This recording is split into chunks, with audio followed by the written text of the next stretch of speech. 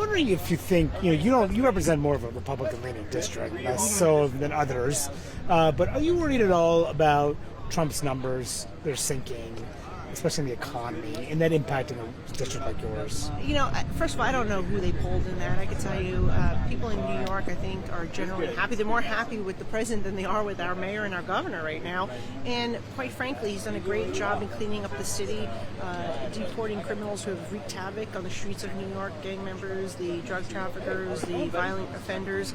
And migrant shelters that were being funded by taxpayers to the tunes of billions of dollars are being now shut down. And so people are generally happy with the work that President Trump has been doing. There's a lot of fear-mongering from the left, claiming that that they are going to cut Medicare and Medicaid and Social Security. It's just simply not true. And I think once we pass this reconciliation bill, people will see that. There's also been fear-mongering saying that prices are going to go up. But the fact is, egg prices, oil, gas, mortgage rates, they've all come down in the first 100 days of his presidency. So he's doing what he can to make things better, and little by little, people will see that that's the case, and he's already proven so. But, do you think that are you worried about the way voters feel about the economy?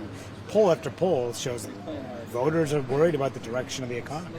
Look, I think there's a lot of fear-mongering as it relates to the tariffs. I was concerned about this across-the-board tariff. I think it should have been more targeted to the most egregious offenders. When we look at countries that are really treating the United States badly, look at India. They're a great partner, but at the end of the day, we are their largest export partner, and yet they have 110% tariffs on our American vehicles. That should not be.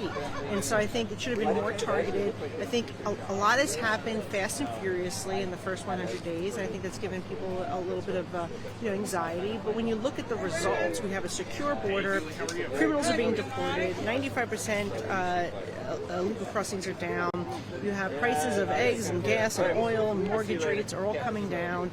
At the end of the day, I think people see what is happening, and we're better off today than we were under Joe Biden. Do you think that reconciliation, if that passes, even with these spending cuts, that voters will be okay with it?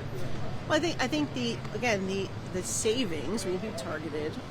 We've said very clear, many of the Republicans, that we will not support anything that cuts Medicaid benefits from our seniors or people with disabilities or vulnerable citizens who rely on the traditional program. We do want work requirements. We do want to get illegal immigrants off of the rolls. But I think first of all, there's enough of us to stop that bill if they were going to go do something else. But the Speaker, the President, made clear that they have no intention of cutting Social Security, Medicare, and Medicaid.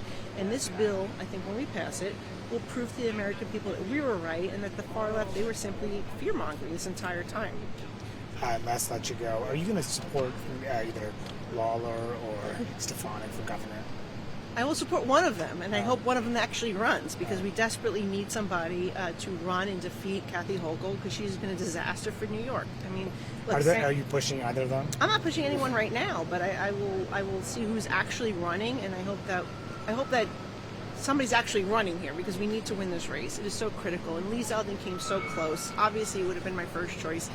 Governor, the president has now taken him off the table, putting him in charge of the EPA. But he came so close, and things have only gotten worse since that election. And I think New Yorkers are ready for a change. They're just ready for some balance in New York. They're tired of being ruled by one party, and they just want balance. They just want common sense. And I think that either of those candidates, Lee Stefanik or Lee Zeldin, will bring that type of balance that New Yorkers are desperately seeking. You mean Lawler? You said Lee Stefanik or Lee Zeldin? Oh, did I say that? Yeah. Right? Should I say it over again? No, that's okay. Well, whatever. All three of them are good.